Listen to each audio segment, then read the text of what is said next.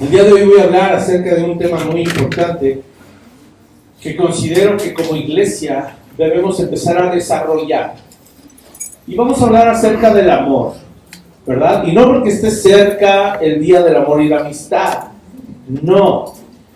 Sabemos que el mundo celebra a su manera, sabemos que el mundo tiene su concepto de amor, ¿cierto?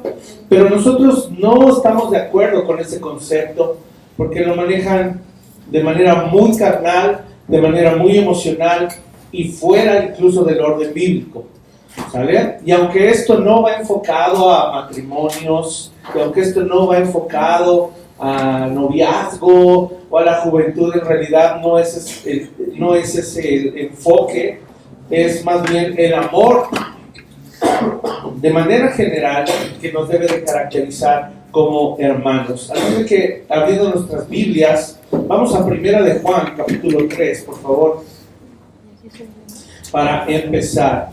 Y voy a procurar ser veloz, así es que te pido que me acompañes con tu Biblia también a ser veloz.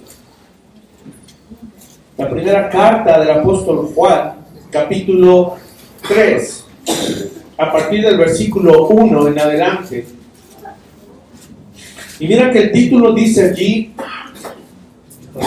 hijos de Dios, ¿verdad? Sí.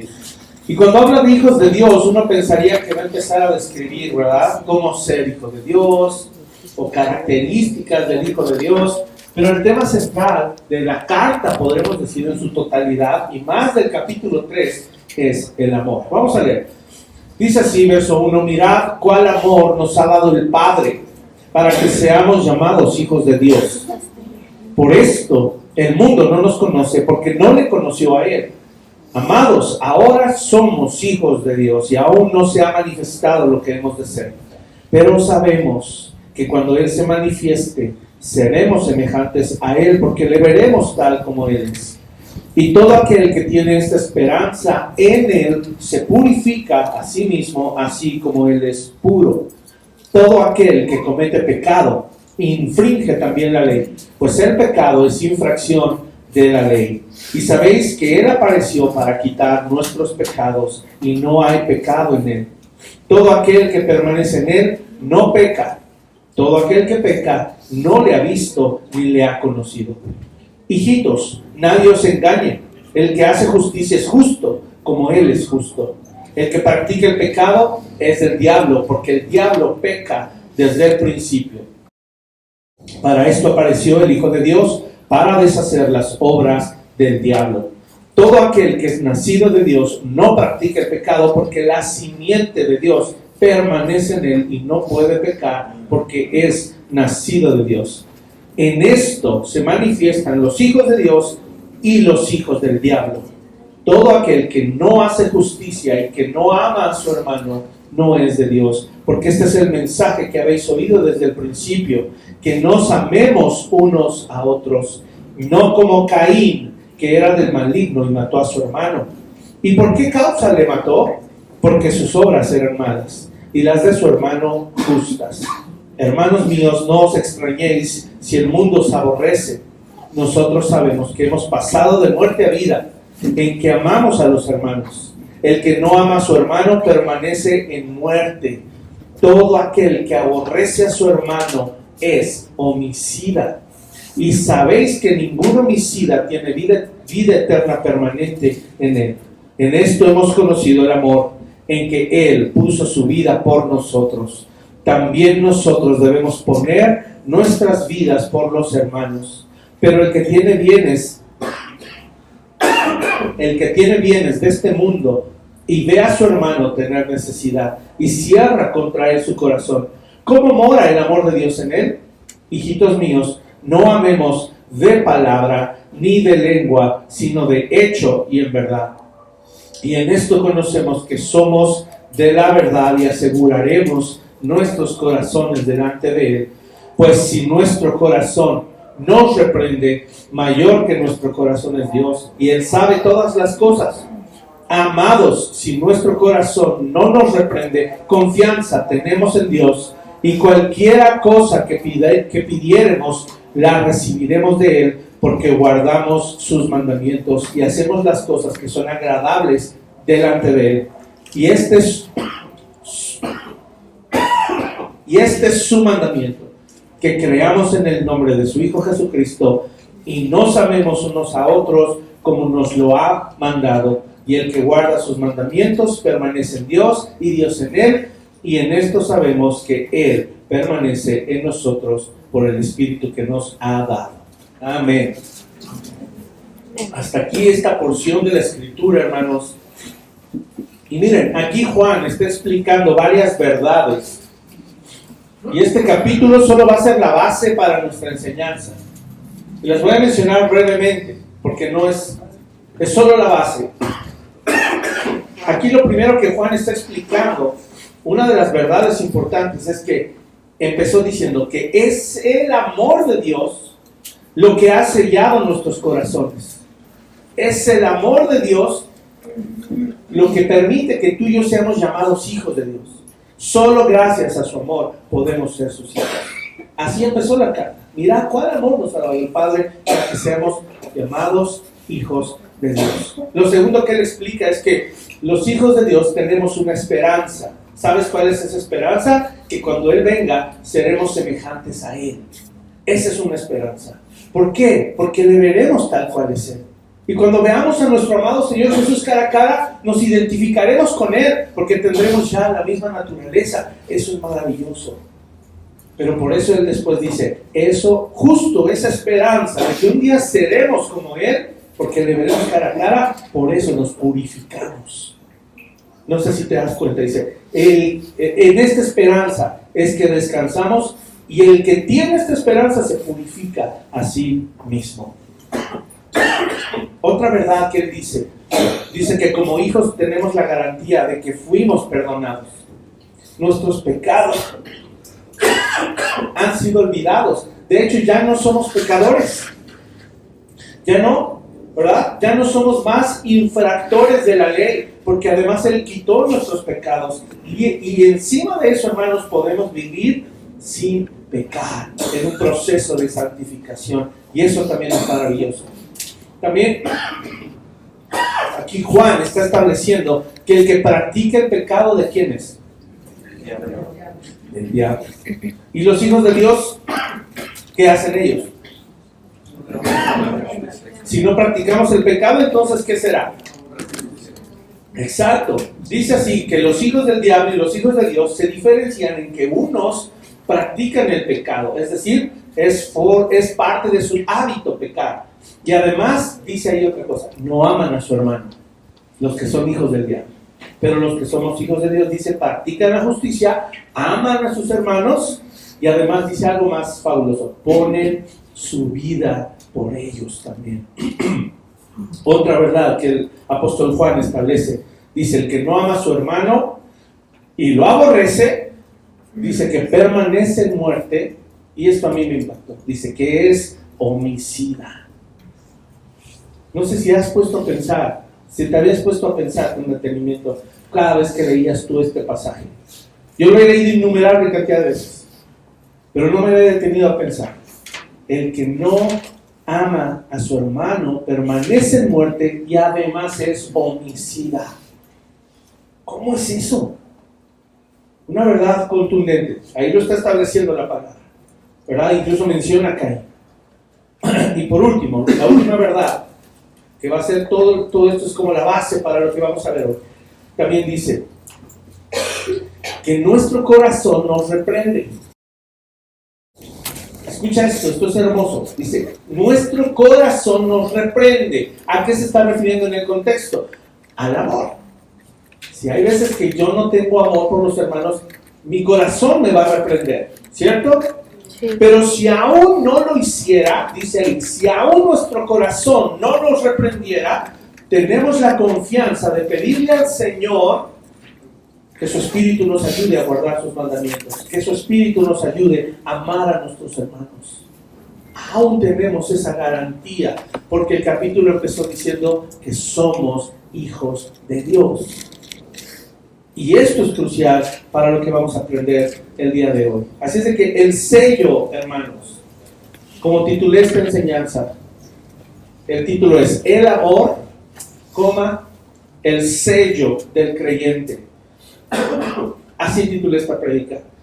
Así es que bajo esta base podemos encontrar que el sello de amor que Dios ha puesto sobre nosotros no es solo para que otros vean cuánto nos ama Dios.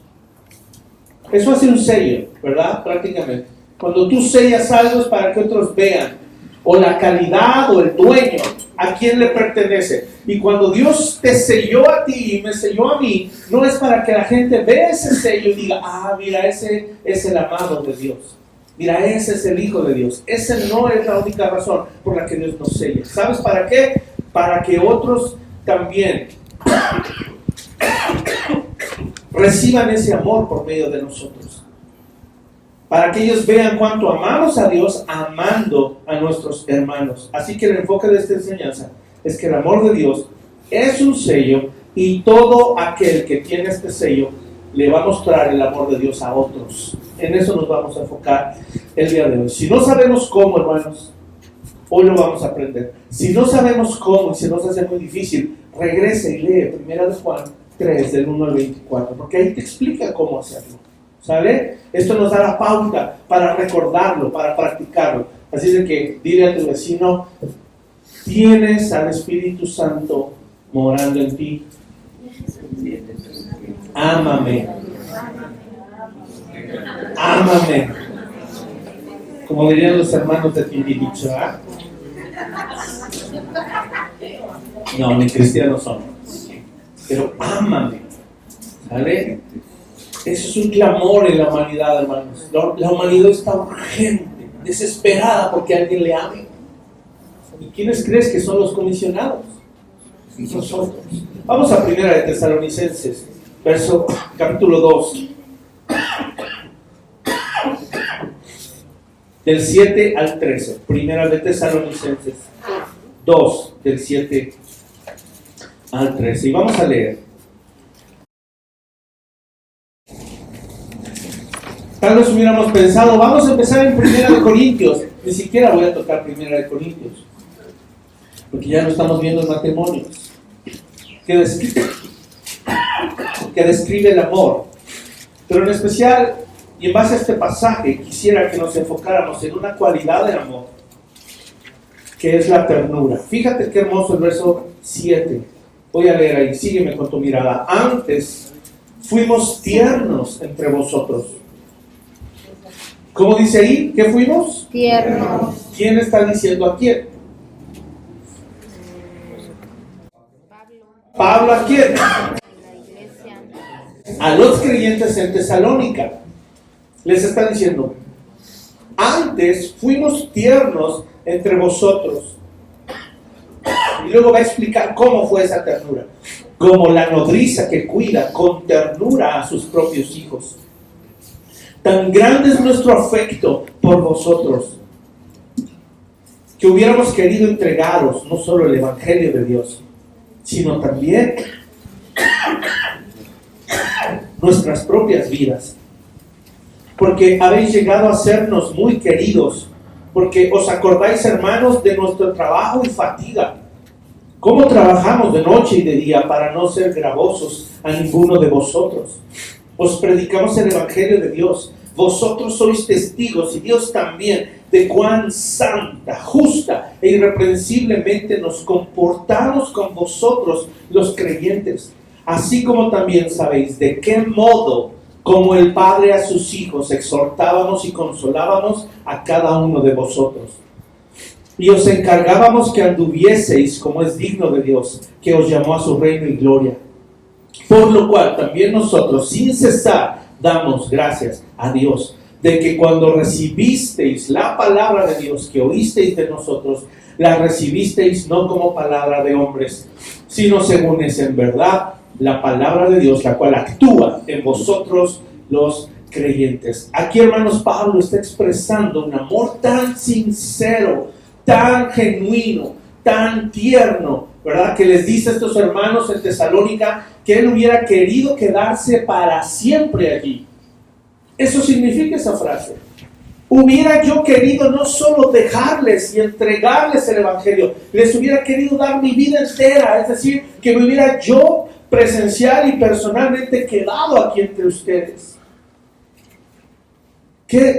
¿A qué grado llegó el afecto y el cariño y el amor tan profundo de Pablo hacia los hermanos de Tesalónica, que dijo, esta es una iglesia como para quedarme?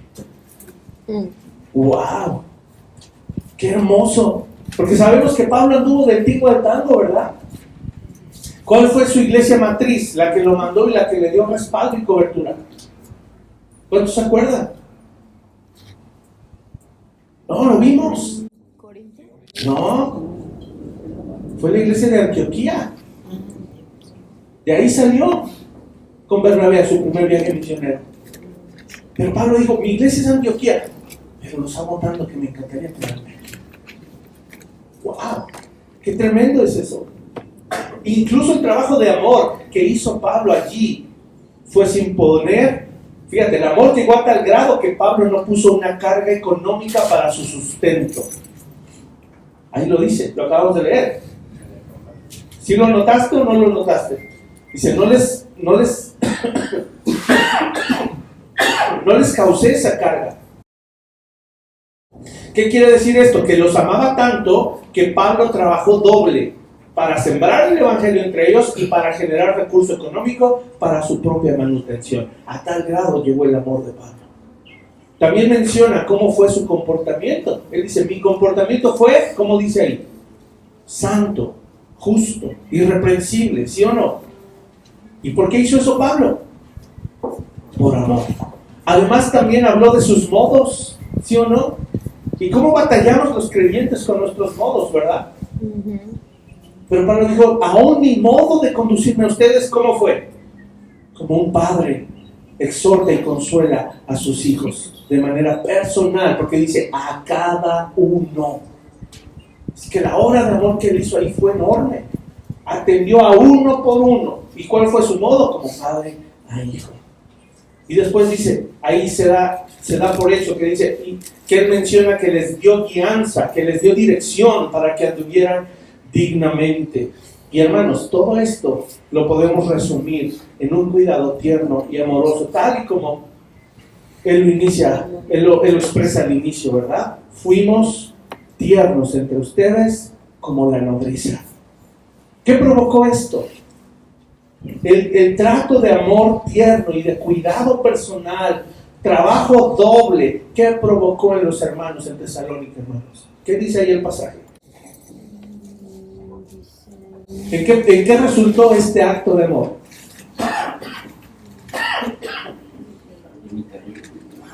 En el verso 13.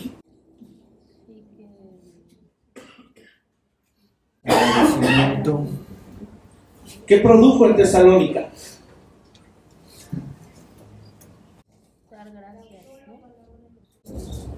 Exacto, recibieron la palabra. Recibieron la palabra. No sé si te habías puesto a pensar, ¿por qué recibiste el evangelio en tu corazón? ¿Qué te hizo nacer de nuevo? No hay otra respuesta, hermano, es el amor. Es su amor. Es el amor. Esto es tan impactante porque vemos en un fragmento tan pequeño cuántos actos de amor, de ternura y de servicio Pablo provoca en Tesalónica, y eso produce que ellos recibieron la palabra. Dice, no como palabra de hombres. Quiere decir que no fue esfuerzo humano de Pablo. Quiere decir que él se esforzó para que la gracia de Dios se manifestara a través de él, de manera que lo que se reflejara fuera un amor y un cuidado tierno hacia ellos. Así es de que esto a mí me parece increíble. Cómo esos actos de amor pueden provocar que la gente reciba la palabra. Y en la medida que tú y yo les sirvamos a nuestros hermanos con esa clase de amor, cuidado y ternura, ellos van a recibir la palabra. Ellos lo van a hacer. Porque la exhortación, el consuelo del que Pablo habla debe ser basado en el amor hacia esa persona. Pero no el tuyo, es el que Cristo tiene por ella.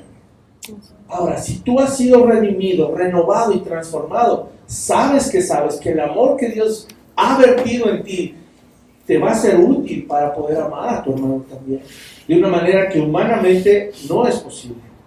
¿Se acuerdan que les daba yo el ejemplo que teníamos un canto en la iglesia de mi abuelo, de jóvenes, ¿no? Y cantábamos: se necesita a Cristo para amar. Y decían el nombre del que más gordo les caía. Pero no es esa clase de amor la que queremos promover, ¿verdad? Y cuando venía aquel que era de, todos amamos a Javier, no hay ningún Javier aquí, va a decir amamos a... Porque es difícil amar a la manera de Dios, con recurso humano. Pero si estamos en Cristo, ¿será difícil amar? Claro que no.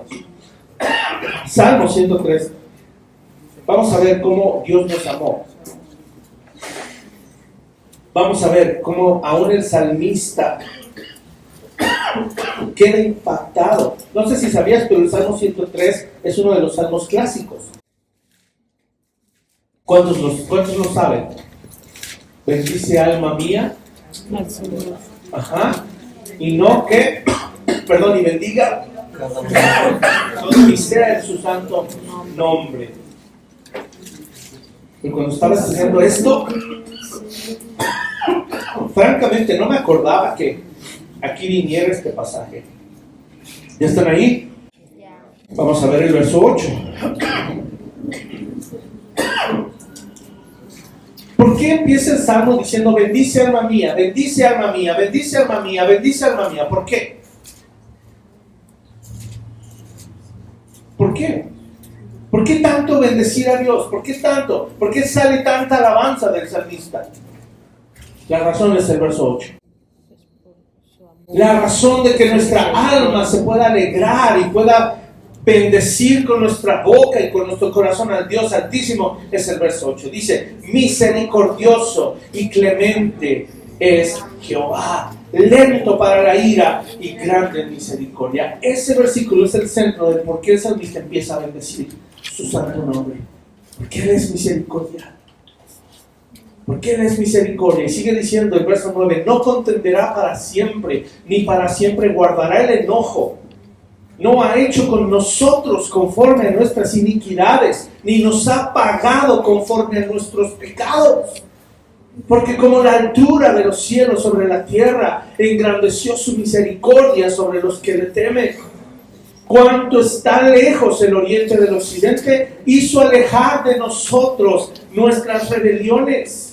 Como el Padre, mira, justo lo que Pablo dice, como el Padre se compadece de los hijos, se compadece Jehová de los que le temen, porque Él conoce nuestra condición, se acuerda de que somos polvo. Y cuando hace alusión al polvo, ¿acaso no está ahí el pecado? Porque esa fue justo la consecuencia que Dios le dijo a Adán: porque polvo eres y al polvo volverás. La maldición que el pecado trajo. Dios sabe que vamos a morir y que vamos a ir al polvo, y por eso Él extendió su misericordia a ti y a mí. Y cuando lo tenemos claro, y cuando en realidad lo valoramos, ¿verdad? Y no andamos ahí jugando con una vida mediocre espiritual que nos cae el peso, no nada más de pecado, hermano, no se trata de eso, sino nos cae el peso de su amor. Entonces tú y yo vamos a poder comprender que íbamos a ser polvo y que íbamos al polvo, pero que hoy tenemos una nueva naturaleza y que vamos a vivir con Él por la eternidad. ¿Por qué? Por el verso 8. Porque Dios es grande en misericordia. La versión de la traducción en lenguaje actual me encanta, dice el verso 8: mi Dios es muy tierno y bondadoso, no se enoja fácilmente y es muy grande su amor. ¿Sabes? Mira, yo sé, lo hemos hablado aquí. Tú y yo lo sabemos, ¿sí o no? La Biblia dice que el Señor está airado en contra del impío. ¿Sí sabías eso? Está airado. ¿Qué significa eso? Que la ira de Dios está sobre los pecadores. Pero este salmo y muchísimos pasajes del Nuevo Testamento nos presentan a un Dios que se ha sobrepuesto a su ira, que se ha sobrepuesto a su enojo, que la ha pausado, ¿verdad? Y esto aprendimos que es longanimidad. Y que Él no ha actuado ásperamente y que no nos ha pagado de acuerdo a lo que merecemos. Porque Él puso pausa y dijo, sí, mi ira está sobre todos ellos. Porque me han agredido. Porque son infractores de mi ley y yo tengo que hacer que paguen. Pero por ahorita voy a poner pausa, voy a esperar. En respuesta a nuestro pecado, hermanos, y a nuestra maldad, se ha mostrado Dios paciente, misericordioso, bondadoso, tierno, compasivo, dispuesto a perdonar. Y yo te quiero entonces preguntar, si Dios actúa así, ¿cómo debería ser nuestro actuar cuando vemos que un hermano falla? Cuando un hermano peca contra mí. O cuando a mi juicio parece que alguien transgredió la ley, ¿verdad? ¿Cómo debo ser? Misericordioso. Tierno, misericordioso, lento para la ira y mostrar amor. ¿Por qué? Porque yo lo recibí. Y obviamente, dice en el contexto de Juan, habla hacia nuestros hermanos. Pero esto lo podemos aplicar en todo sentido. Proverbios 15:1, no lo busques, porque sé que te lo sabes. ¿Qué dice? La blanda respuesta quita la ira, más la palabra áspera hace subir el furor. ¿Sabes qué dice la traducción del lenguaje actual? La respuesta amable calma el enojo. ¿Cuántos somos amables? Cuando alguien nos hace enojar, ¿cuántos somos amables? Se nos olvida los cristianos a veces, ¿verdad? Olvidamos ser tiernos. Y en inglés me encanta. Dice, a gentle answer. Una respuesta gentil. Gentil. Quiere decir que amabilidad, gentileza, ternura son exactamente lo mismo. Y esta palabra tiene que ver con, esta palabra en el original de blanda, tiene que ver con los tallos de una plantita. Si tú mangoneas una plantita y tomas su tallo, ¿qué le va a pasar si la andas ahí mangoneando? Las quiebras. Las quiebras. Quiere decir que Dios está haciendo una obra en la vida de nuestros hermanos. Y si yo veo algo equivocado, no puedo llegar ásperamente y sacudirle la plantita, porque ¿qué le va a pasar al hermano? Se va a quebrar. Se va a quebrar. Yo necesito ser tierno. Necesito ser, esta palabra también significa suave, incluso significa débil. Débil. Tengo que llegar y tocar al hermano con debilidad. ¿Y a qué me estoy refiriendo? Que mi carne sea débil cuando voy a hablar con un hermano. Y ahí está el equilibrio perfecto. Porque tú crees que la palabra de Dios es débil. No. La palabra de Dios es poderosa. Y esa es la razón por la que yo debo ser suave con mis palabras.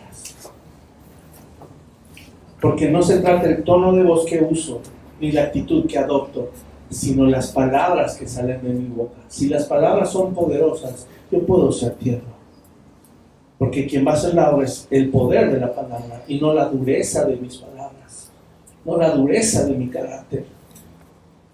Es increíble esto. Filipenses 4:5 justo habla de esa gentileza. Vamos a, no lo busques, anótalo. Filipenses 4:5 dice, vuestra gentileza sea conocida de todos los hombres.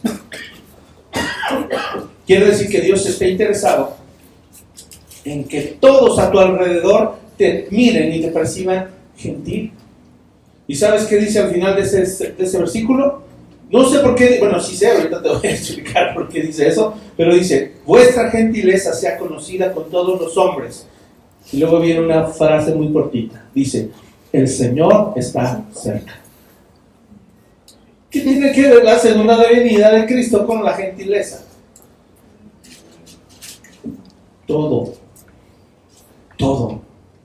Porque resulta que Dios le comisionó a la iglesia a hablar del Evangelio. Pero si tú y yo hablamos del Evangelio con dureza, van a perder la oportunidad de irse con el Señor. Y Él está pronto a venir. ¿Cuánta familia tenemos que por falta de gentileza no han venido a los pies de Cristo? Falta de gentileza nuestra. No ha venido a Cristo. Porque el Evangelio no se impone. Debe haber amor, debe haber ternura, debe haber gentileza.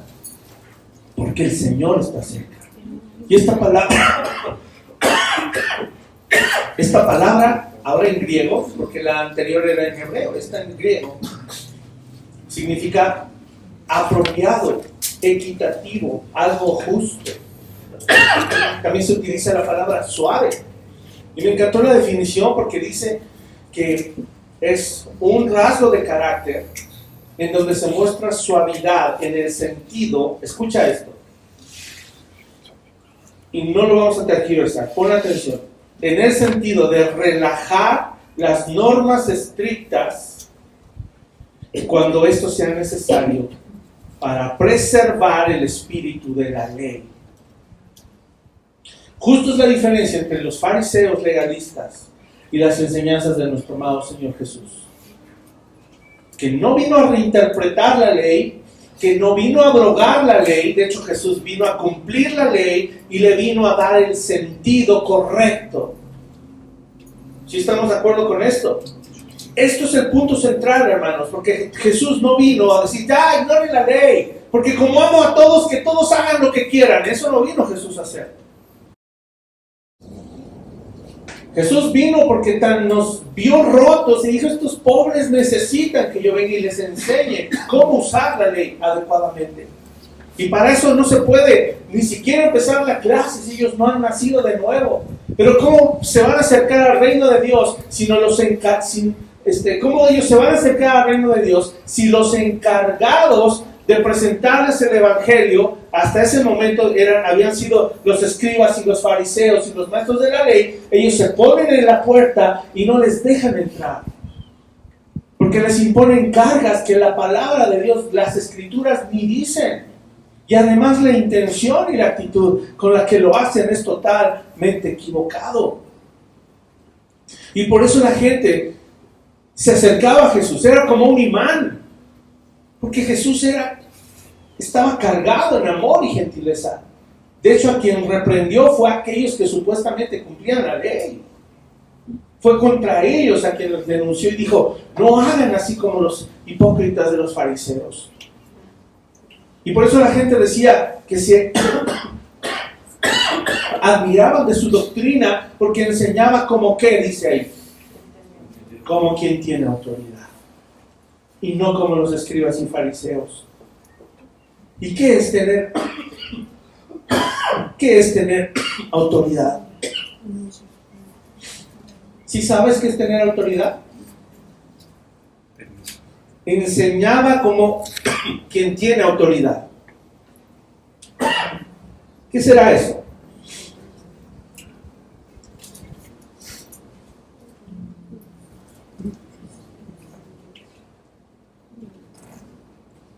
Hola. ¿Qué pasó? ¿Se les fue un chivo al monte? Lo acabo de explicar hace rato. Jesús sabía que lo que era poderoso era la palabra de Dios. Y él solamente y meramente se encargaba de enseñar la palabra de Dios. Pero no se ponía en la puerta y decía, solo yo puedo entrar, bola de pecadores. Solo yo soy santo, miren mi bandita de santidad a Jehová. ¿Así decía? No. Él iba a casa de los pecadores a comer. ¿Por qué? Porque él tenía autoridad. Porque sabía usar la palabra, que es la que tiene autoridad. Y él sabía que no era mandarriazos. Él sabía que la palabra iba a ser su obra. Y él tenía que reflejar y mostrar ese amor.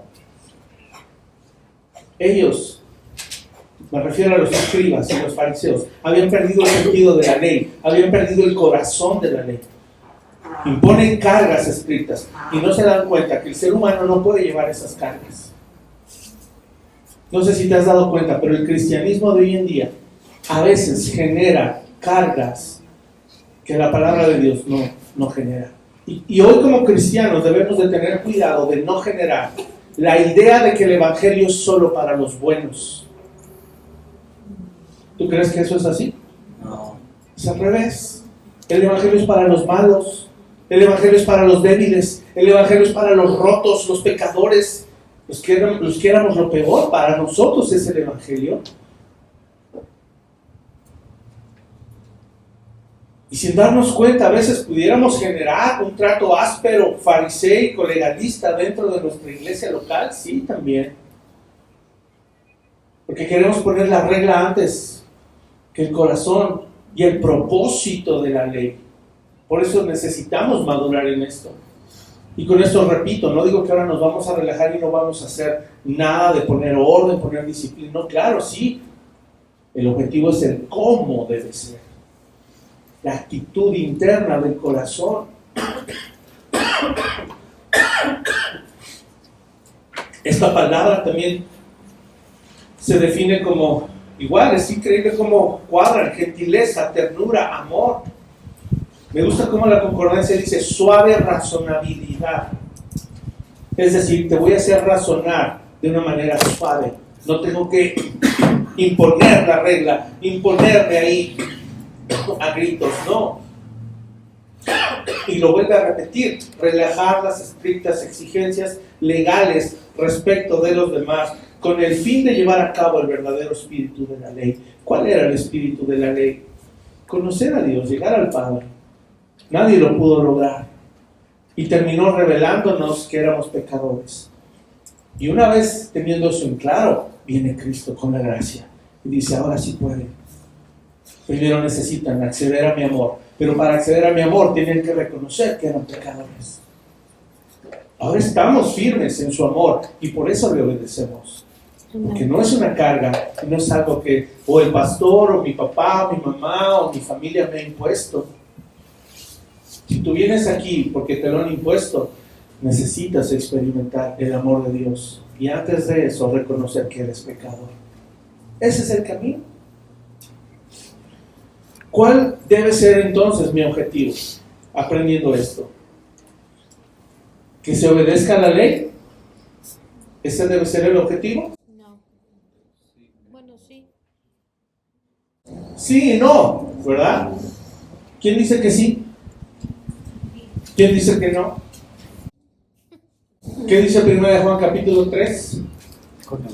¿Habla acerca de obedecer? Sí. ¿Ya vieron? ¿Pero cómo empezó? El amor. Hablando del amor y de los pecadores también. Por eso esa va a ser una buena guía si se nos olvida esta enseñanza. Ahí lo pone cada cosa en su lugar. ¿Cuál debe ser mi objetivo? ¿Por qué pregunto esto? Porque mi objetivo no solo es que mis hijos o que mis hermanos aquí en la iglesia obedezcan la ley. Claro que hay que obedecer al Señor. Pero el objetivo es que sea por medio del amor y la ternura que los lleve a entender cuál es el espíritu y el corazón de la ley. Si quitamos eso, entonces sí vamos a ser una bola de legalistas. Pero si queremos que los hermanos y tus hijos en casa, tu familia en casa, obedezcan al Señor, debe ser por el objetivo correcto, que es el amor y la ternura que Dios nos ha dado. Y entonces cuando crecemos en obediencia bajo un contexto de amor, entonces se vuelve convicción, no imposición. ¿Estás de acuerdo? Así es. Es convicción, no imposición. Filipenses 1, ese sí lo vamos a leer rápido, vamos ahí. Filipenses capítulo 1, verso 3.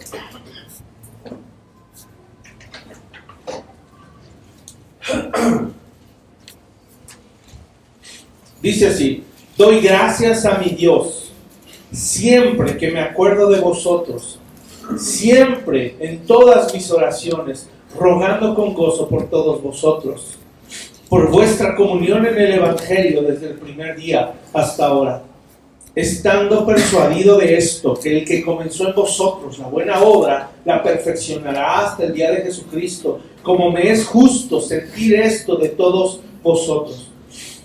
Por cuanto os tengo en el corazón, y en mis prisiones, y en la defensa y confirmación del Evangelio, todos vosotros sois participantes conmigo de la gracia, porque Dios me es testigo de cómo os amo a todos vosotros con el entrañable amor de Jesucristo. Y esto pido en oración, que vuestro amor abunde aún más y más en ciencia y en todo conocimiento, para que aprobéis lo mejor, a fin de que seáis sinceros e irreprensibles para el día de Cristo, llenos de frutos de justicia que son por medio de Jesucristo para gloria y alabanza de Dios. Pablo aquí no está hablando de un amor carnal, hermanos,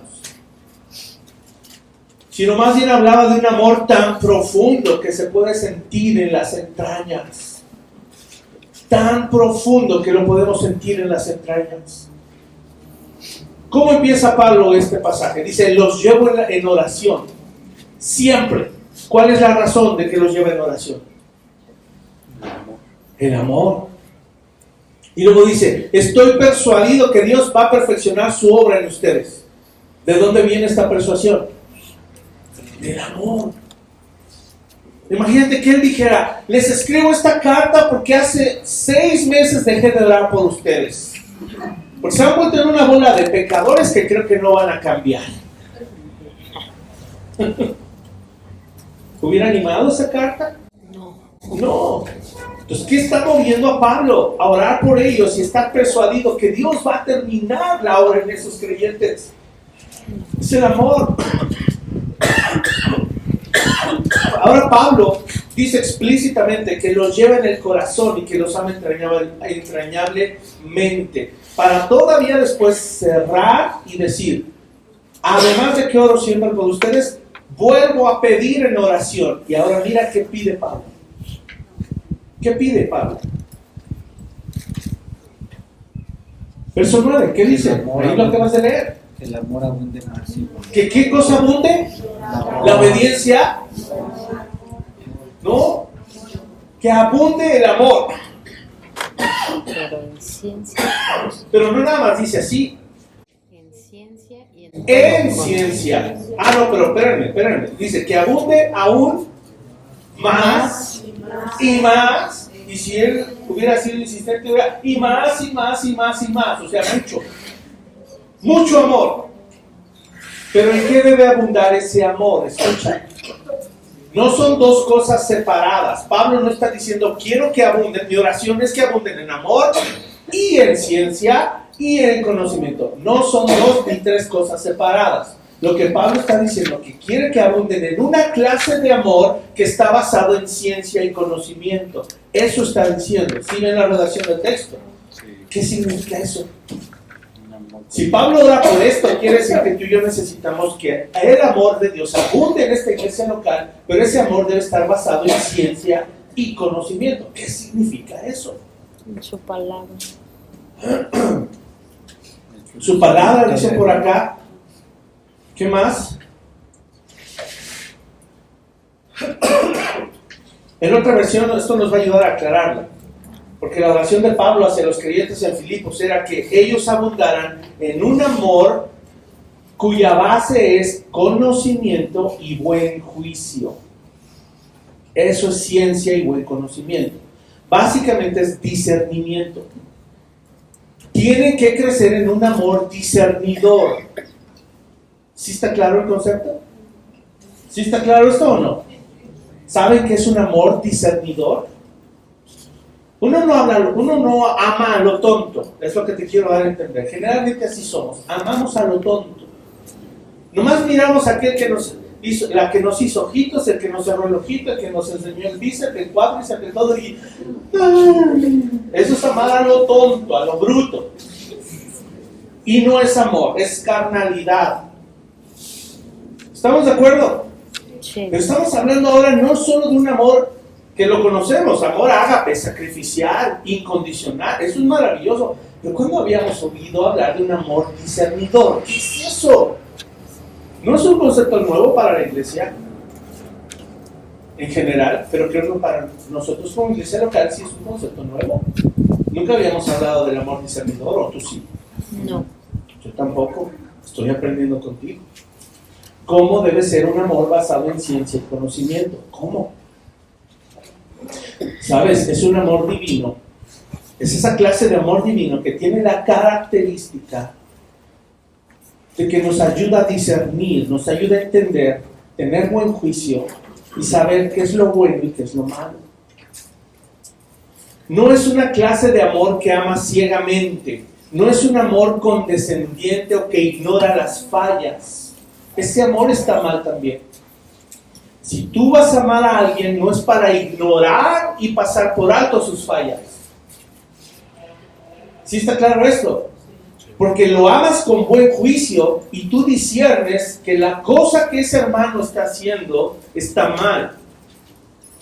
Y amarlo con discernimiento es ir con ternura para exhortarlo, animarlo, reprenderlo y alentarlo a cambiar y volver al camino de Dios. Porque tú tienes el juicio donde debe estar y comprendes que la acción que está haciendo está mal. Si tú no le dices nada y eres condescendiente y pasas por alto eso tampoco es amor. ¿Sí está claro? No le voy a decir nada para que no se enoje.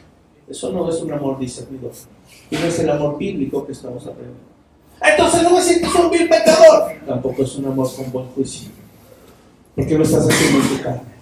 Es un amor que está totalmente equilibrado en el carácter de Dios, en el carácter de Cristo.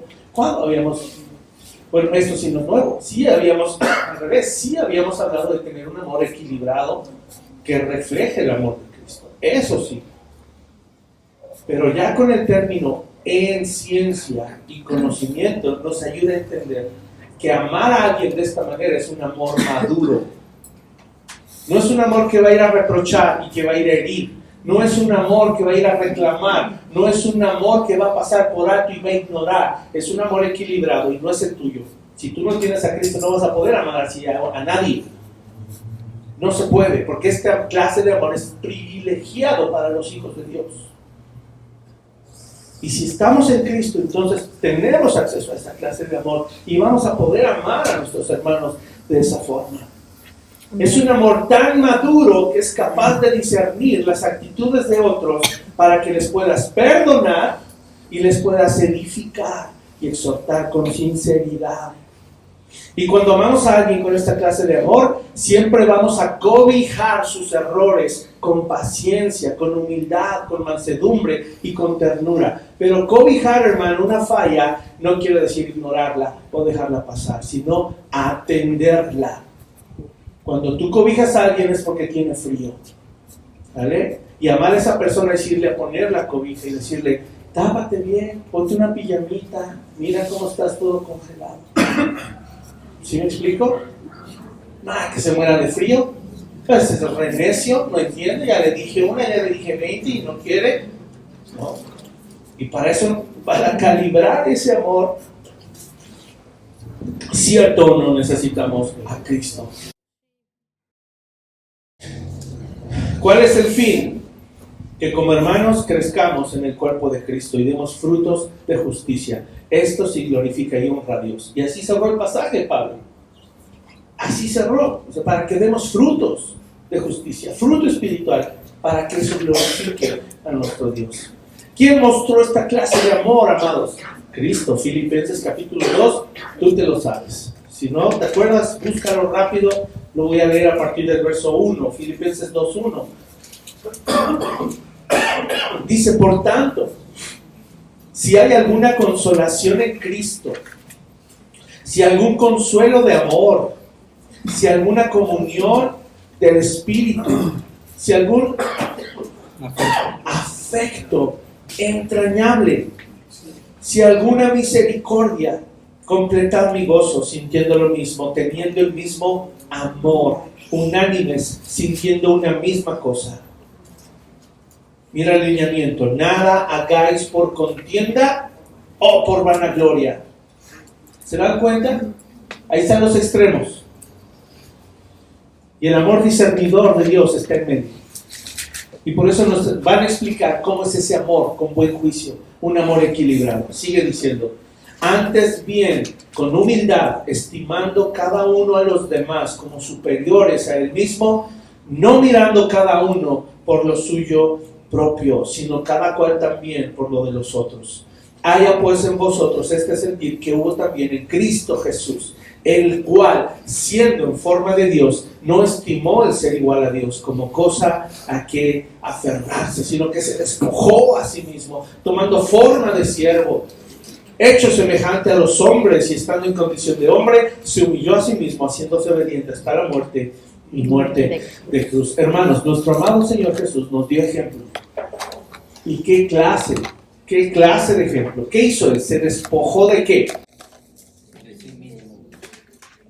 De su divinidad. Se despojó de su divinidad para que nosotros nos pudiéramos despojar de nuestra pecaminosidad. Lo que Él hizo te beneficia. Si te identificas con Él y reconoces que Él fue capaz de ser tan humilde que se quitó la vestimenta de Rey eterno, Elohim, ese que le llaman los judíos el Eterno, ¿verdad? Que su nombre es impronunciable de tan sagrado que es ese fue el que se despojó de esa divinidad y vino a ser como tú y como yo. Se humilló. Y se despojó de aquello para que tú también puedas despojarte de quien tú eres. Pero a veces con tanto orgullo decimos, yo no voy a dejar que pisoteen mi orgullo y mi dignidad. Ah, ¿esa? ¿La de pecador? ¿Esa? ¿A esa te refieres? ¿La de muerto espiritual? ¿La que se va a ir al infierno? ¿A esa dignidad te refieres? Somos tan ciegos a veces en este asunto del orgullo y del amor. ¡Qué tremendo! Yo te pregunto, hermano, ¿qué defendemos? ¿Qué defendemos? Cuando sentimos el agravio, ¿qué defendemos realmente? El orgullo. No, es que soy manso, pero no menso. Segunda de Daniel 3:16. Ándale, segunda de Daniel 6:6, eso está mejor. ¿Qué defendemos? No, es que una cosa, pastores, dejarse mangonear y digo, ser humildes y otra dejarse mangonear y no. Sí, pero ¿qué defender? No, pero es que tenemos que mostrar la dignidad de Cristo también. Y somos hijos del Rey. Ok. Y entonces si me agradan a mí, están ofendiendo al Señor. Claro, pero Él ya nos perdonó en la cruz. ¿Y tú? ¿Qué defendemos? El pecado. Cuando hablamos de amor y que nos ofendemos, ¿qué defendemos? Nuestro pecado, nuestro orgullo. Esa es no hay otra respuesta.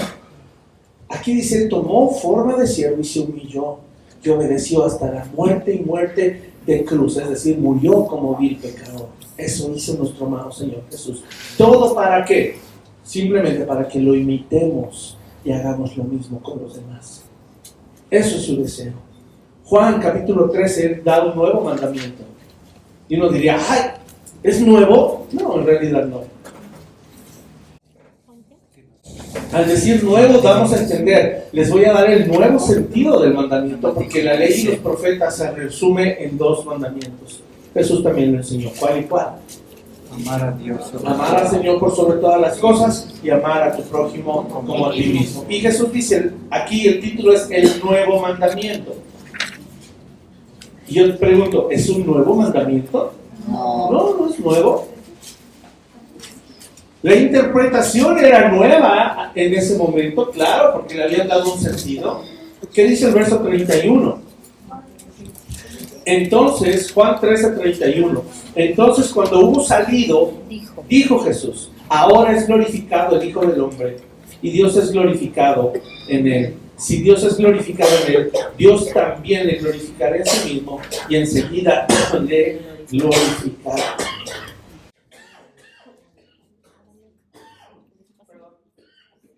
¿Saben ahí en el contexto qué acaba de suceder?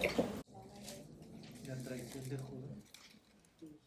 Judas. ¿Saben en el contexto qué acaba de suceder antes de que Jesús diga estas palabras? Jesús les acaba de lavar los pies a sus discípulos. ¿Cuándo y dónde les lavó los pies?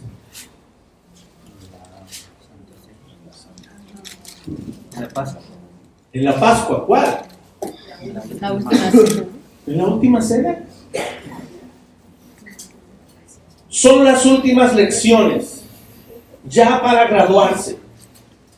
Y son las más importantes. ¿Va? Ya para que Jesús se vaya, termine su ministerio.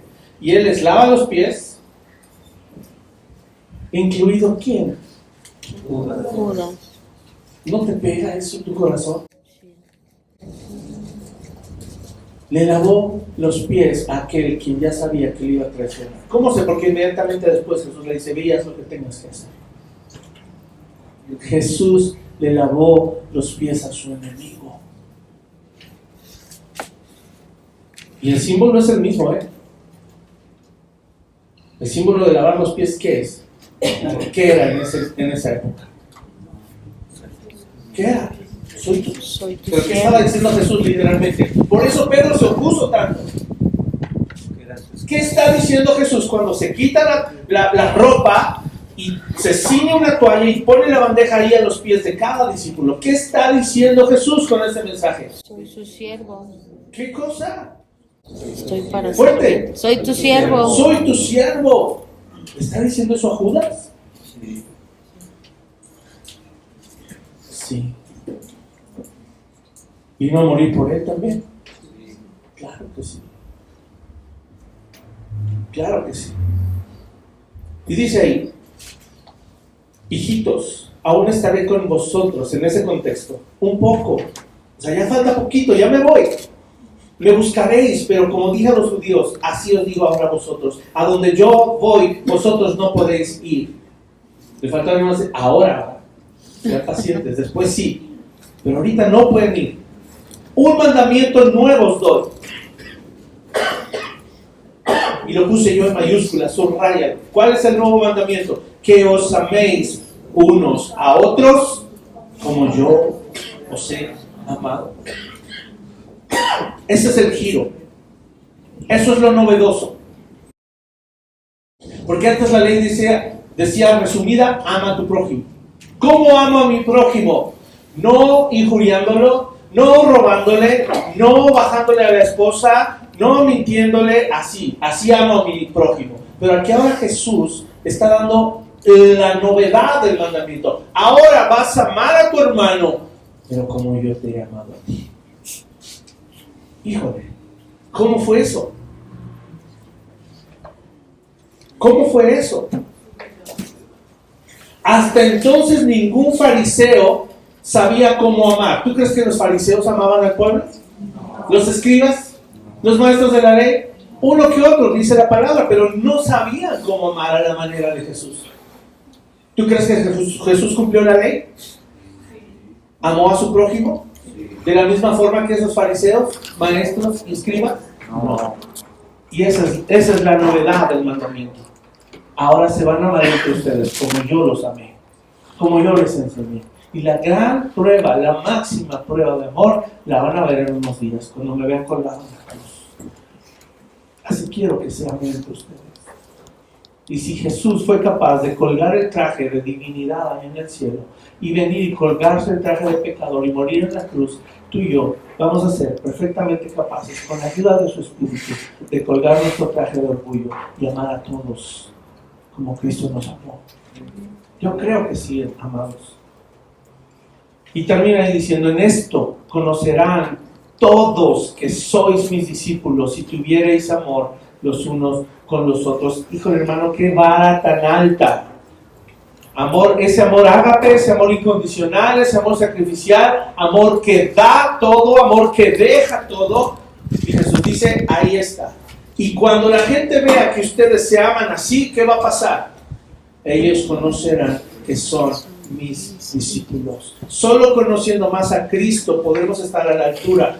Y lo mejor es que su Espíritu nos impulsa a lograrlo, hermano. No estamos solos en eso. Cuando dice, en esto conocerán, cuando dice ahí, en esto conocerán todos. ¿Quiénes son todos? ¿En quién estaba pensando Jesús cuando dijo esto? ¿Quiénes son todos? ¿Quiénes son? Todos, no busquen. ¿Quiénes son todos? Todos. Creyentes, no creyentes. Judíos, gentiles. Cristianos, no cristianos. Todos. Todos podrán conocer que ustedes son mis discípulos si se aman de esta manera. Porque el Señor está interesado en todos. ¿O no? Y está interesado en todos, tanto que una manera en la que Él pensó que podría llegar a alcanzarlos fue por medio del amor que nos íbamos a tener dentro de la iglesia. Ahora cuestionémonos, ¿es así el amor que hay entre nosotros? Si no, tenemos trabajo que hacer.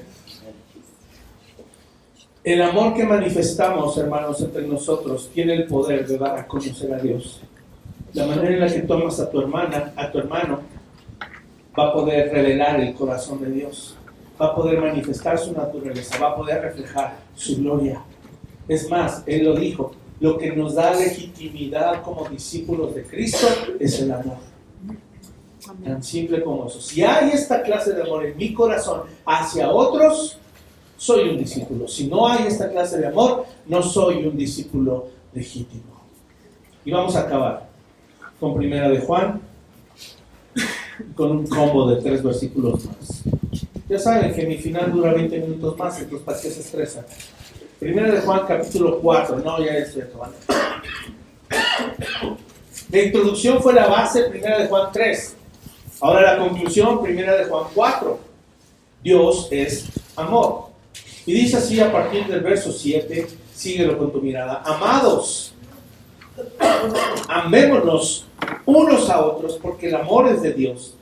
Todo aquel que ama es nacido de Dios y conoce a Dios. El que no ama no ha conocido a Dios porque Dios es amor.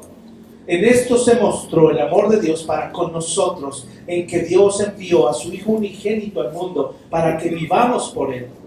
En esto consiste el amor, no en que nosotros hayamos amado a Dios, sino en que Él nos amó a nosotros y envió a su Hijo en propiciación por nuestros pecados. Verso 11. Amados, si Dios nos ha amado así, ¿qué dice ahí?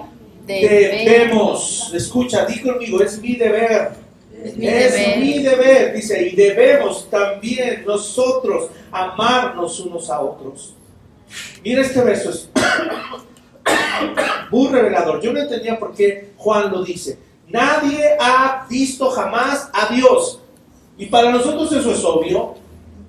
¿Tú lo has visto, hermano? ¿Hermana? Nadie lo ha visto. ¿Por qué Juan está diciendo algo que todos ya sabemos? ¿Por qué dice nadie ha visto a Dios?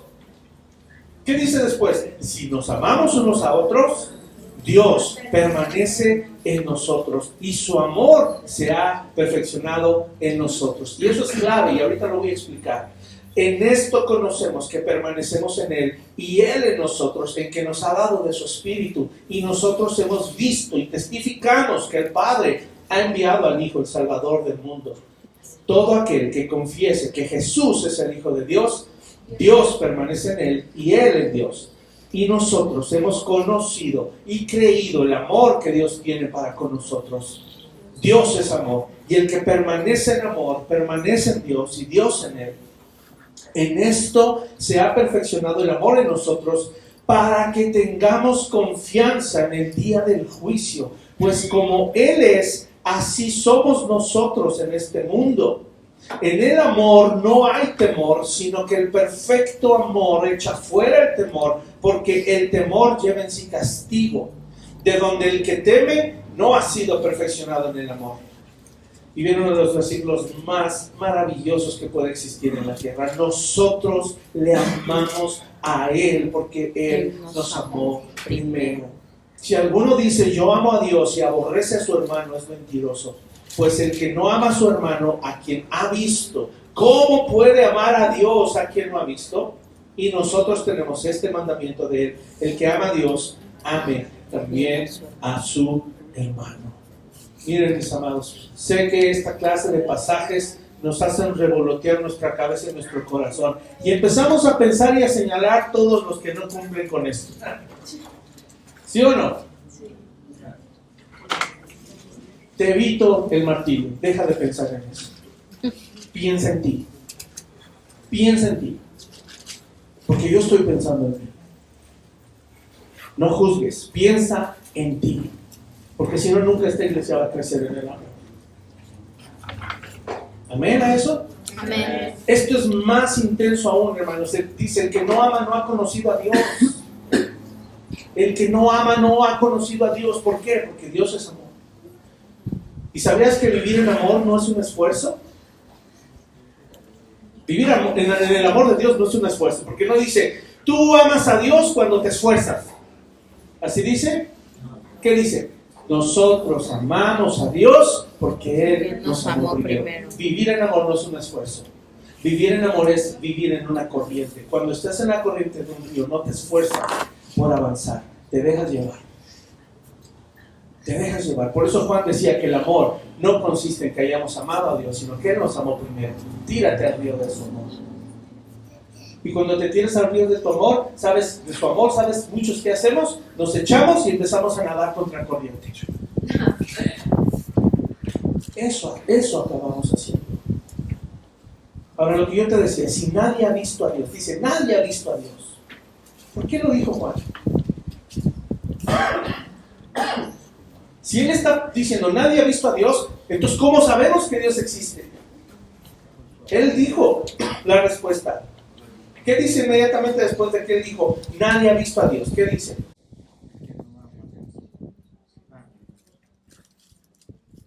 Si nos amamos unos a otros, Dios se va a hacer visible.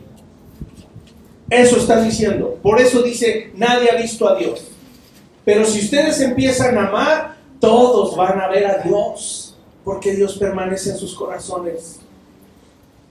Si nadie ha visto a Dios, sabemos que existe por el amor que tenemos unos con otros. La gente puede ver y conocer a Dios a través del amor que le muestras. Hermano, el amor de Dios también, Juan dice, es tan poderoso que en el día del juicio, tú y yo vamos a estar paraditos frente a Dios. ¿Y sabes cómo va a ser esa sensación? No va a haber miedo.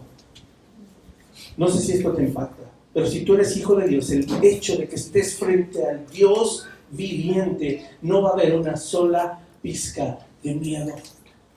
Por eso es tan poderoso su amor, porque dice que vamos a poder estar en el día del juicio. ¿Cómo? ¿Cómo dice ahí el versículo? ¿Sí pusiste atención? Confiados. Tendremos confianza en el día del juicio. ¿Por qué vamos a estar parados allí, confiados, sin temor, sin miedo? No vamos a estar con el chin, me habré ido al cielo, me habré ido al infierno. Si ese día delante del juicio tienes miedo, es probable que te va a tocar ir al infierno. No es probable, te vas a ir al infierno. Pero si el día que tú mueras, si estés frente al Creador, estás ahí confiado y solo te va a embargar un sentimiento de amor, ten la seguridad que es porque te vas a ir con Él por la eternidad, vas a estar con Él. Por esa certeza la puedes tener y sentir desde hoy. No te tienes que esperar al juicio final.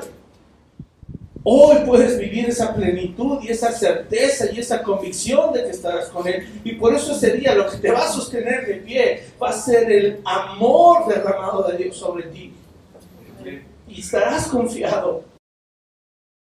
Porque aunque se mencionen ahí o se mencionaran cosas, sí, Daniel hizo esto, hizo lo otro, ahí va a estar tu abogado, Cristo, diciendo, yo pagué por él, eso también yo lo pagué, eso también, ya eximido, ya pagado, deuda, vámonos. Qué tremenda verdad tú y yo podemos hoy vivir a partir de ahora. Pero estamos sumidos en otra clase de cosas que no nos dejan experimentar la corriente de su amor. Hermano, no te martirices más. Déjate amar. Déjate amar por Dios. Déjate amar por tus hermanos. Ya no vivas más en la oscuridad del temor. Mucha gente anda mendigando amor. No necesitas hacerlo y no es por tu amor propio. Esa es una estupidez. Lo tengo que decir. No es por tu amor propio. Es por la basura que éramos y por el amor que Dios derramó sobre nosotros. Que hoy somos capaces de pasar por alto la ofensa y demostrar un amor que va a cubrir multitud de faltas. Un amor que va a hacer que otros vuelvan a los pies de Cristo. Dios te quiere perfeccionar por medio de su amor. Terminamos con nuestro super combo. Colosenses 3, 12 al 14. Solo anótalo y yo te lo leo. Colosenses 3, del 12 al 14. Vestíos pues como escogidos de Dios, santos y amados. O sea que me tengo que poner el traje del que soy amado. Sí, porque a veces andamos sin ese traje y no nos sentimos amados. Y hacemos cantidad de burradas porque andamos buscando y mendigando amor. Vístete como escogido de Dios, santo y amado, de entrañable misericordia, de benignidad, de humildad, de mansedumbre, de paciencia. ¿Y por qué necesitas ya ponerte ese traje? Porque a otros les surge el amor de Dios. Por eso dice el verso 13, soportándoos unos a otros y perdonándoos unos a otros si alguno tuviere queja contra el otro. De la manera que Cristo os perdonó, así también hacedlo vosotros. Y sobre todas estas cosas, vestíos de amor, que es el vínculo perfecto. Primera de Pedro 3, del 8 al 9. No lo busques, yo te lo voy a leer. Primera de Pedro 3, del 8 al 9. Finalmente, sed todos de un mismo sentir, compasivos, amándonos fraternalmente, misericordiosos, amigables, no devolviendo mal por mal, ni maldición por maldición, sino por el contrario, bendiciendo, sabiendo que fuisteis llamados para que heredaran bendición. Y por último, Efesios 1, del 13 al 14. Fíjate qué hermosa palabra. Dice, en él también ustedes, habiendo oído la palabra de verdad, el evangelio de vuestra salvación, y habiendo creído en él, fuisteis sellados con el Espíritu Santo de la promesa, que es las arras de nuestra herencia hasta la redención de la posesión adquirida para la alabanza de su gloria. Amado, así como cuando el amor te cautivó y fuiste capaz de darle un anillo a tu esposa, a aquellos que están casados, el Señor nos cautivó y derramó su amor dándonos un sello y una garantía de amor. ¿Sabes cuál es esa garantía y ese sello de amor? Su Espíritu Santo. Su Espíritu. Ahí Dios te garantizó que te ama. Si Él derramó su Espíritu y Él ha permitido que su Espíritu more en ti, no lo dudes, Él te ama. Él te ama. Para que vayas y ames a otros también, así como has recibido amor. Cierra tus ojos, vamos a orar. Y vamos a pedir a nuestro Dios que nos redarguya, que nos transforme, que nos perdone, que nos limpie, que dejemos de pensar en otros, que pensemos en lo que nos corresponde hoy a nosotros. Porque como iglesia lo vamos a necesitar, amados. Como iglesia lo vamos a necesitar.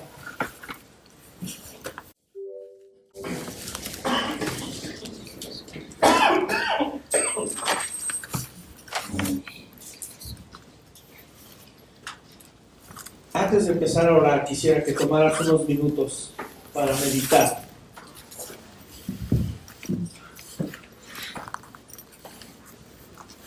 Quisiera que meditaras. ¿Conoces el amor de Dios? No el amor de tu pareja, no el amor de tu familia, no el amor de tus hijos, no el amor de tu pastor. El amor de Dios.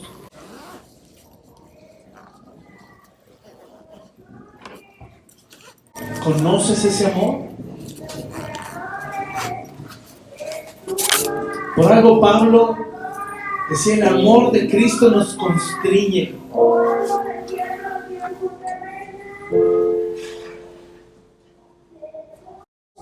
Por eso Pablo decía, Él oraba para que pudiéramos comprender la anchura, la longitud, la profundidad, la altura del amor de Cristo.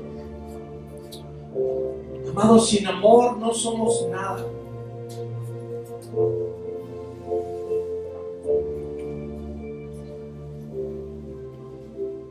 Si el amor de Dios no es derramado en nuestras vidas, en nuestros corazones, no somos nada, no tenemos nada.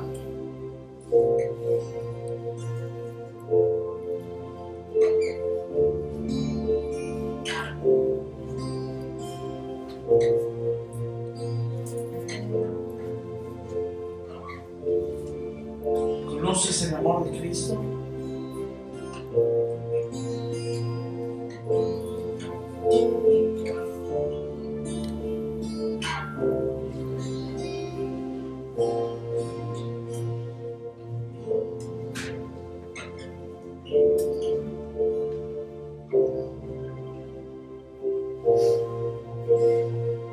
Un amor que se ha sacrificado por ti. Y ese sacrificio empezó allá en la eternidad, en el cielo, cuando el Hijo dijo: heme aquí, Señor, yo iré, yo haré tu voluntad. En este plan maestro, en este plan perfecto,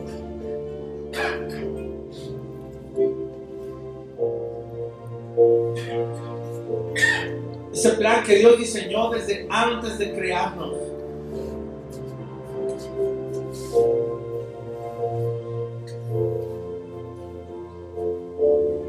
E incluso, hermano, ese plan maravilloso ha sido cuestionado y puesto en duda por la gente que no cree en Dios, que no le conoce. Y siempre terminan con esta clase de preguntas: ¿por qué, si Dios sabía que el hombre iba a pecar, lo creó? Y no se dan cuenta que es por amor. Porque esa no es la pregunta.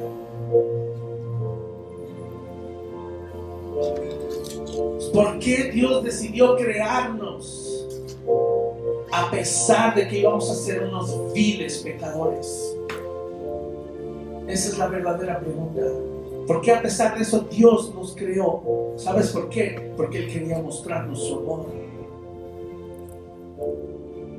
Si no, nunca hubiéramos sabido de la existencia de un Dios que nos ama. Nunca hubiéramos conocido su plan maestro. Pero nos gusta poner en duda las cualidades de nuestro Dios. Nos gusta enfocar nuestra atención en todos los demás que no lo hacen como debe ser. Y yo, por eso Pablo decía que él era el primero en ser pecador.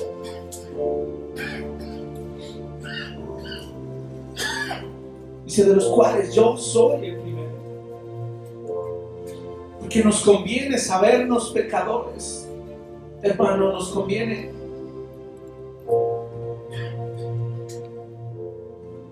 Si no nos consideramos pecadores, nunca podremos experimentar su amor, su gracia, su perdón, su misericordia, su bondad.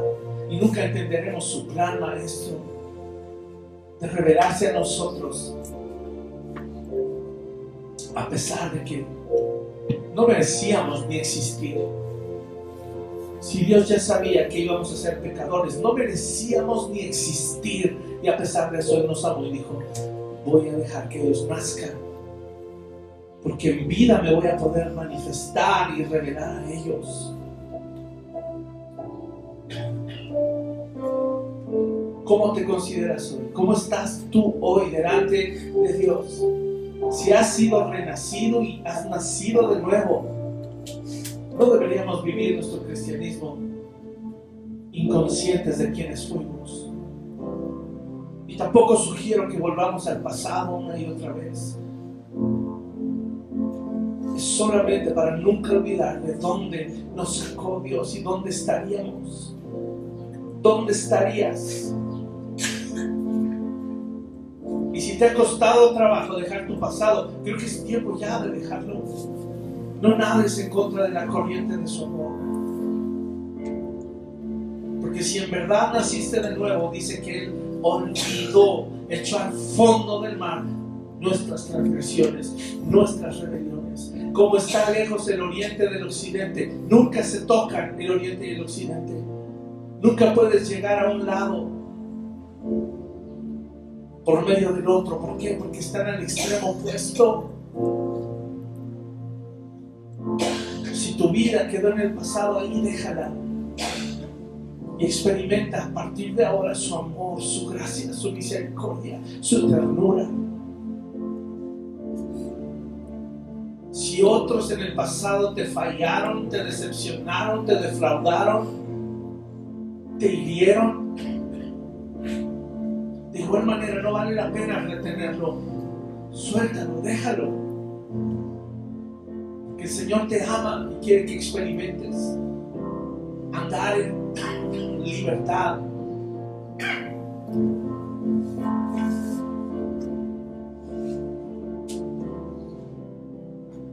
Así que tómate unos segundos para meditar en esto.